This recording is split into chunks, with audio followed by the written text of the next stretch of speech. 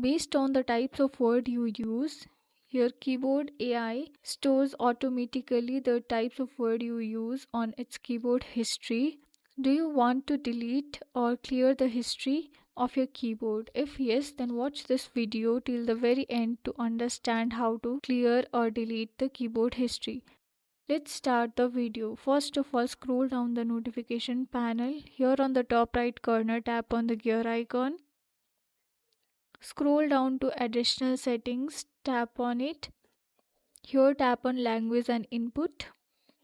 Tap on manage keyboards, go to the settings. Here scroll down to privacy. Here you'll find option of delete learned words and data. Tap on it. Here enter the code and tap on OK.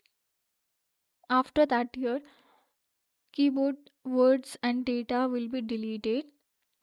The next thing what you can do is go to help and feedback, and here you can manage or change the option as per the necessary, and you which will help you to fix your keyboard or the keyboard you are using.